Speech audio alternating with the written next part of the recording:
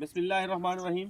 जिस वक्त हम धनोट में मौजूद हैं, मेरे साथ तैयब साहब मौजूद हैं जो कि खीरा लगाते हैं। कितने एकड़ खीरा लगाते हैं? खीरा 10 एकड़ खीरा लगाते हैं माशाल्लाह। और इस वक्त हम इंसेक्ट नेट के फील्ड में मौजूद हैं। तैयब भी ये दसो कि केड़ी वैरायटी है जेरे फील्ड खड़े से? ये 28 थी ये करा लाया ही तुसा?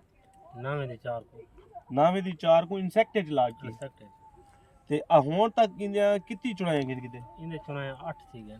और पैदावार कितनी है ये? पैदावार इंदा तकरीबन 600 को क्रॉस कीते 600 को क्रॉस किते। ते फसल भी हुण की पोजीशन है जिवें माशाल्लाह फसल खड़ी है? अल्हम्दुलिल्लाह ये तक फसल चल वे सी?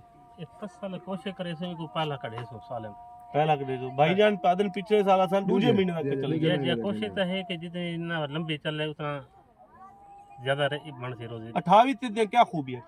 ये 28 दी है कि एक खूबी है कि एक दे को जुलसाओ दे ब्लाइट नहीं लगदी बहु घट है बहु घट ना होने बराबर। बाकी जरिए ते इंदी चुनाई जरिए दा इंदी टाइम दी थी मैंने तो 2 चुनाई पहले आवे तकरीबन 20 वैरायटी के 2 चुनाई पहले 2 आवे। चुनाई पहले आवे ते ये जरा महंगा है इंदा कोई महंगा कने आप तो खर्चा कर देने दे ये कोई महंगा कने 2 चुनाई पहले आवे दे वाले ये बीमारी किनु भी महफूज है इंदे खर्चा बहु घट है। सही स्प्रे दा इंदा बहु खर्चा घट है नाल बया वैरायटी लगियां पैन इंदा खर्चा बहु घट है। सही है यानी कि अल्हम्दुलिल्लाह बेहतरीन टॉप क्लास है। मेरे को 8 किले सारा 28 थी लगावे जबरदस्त। जी ठीक है, मेहरबानी।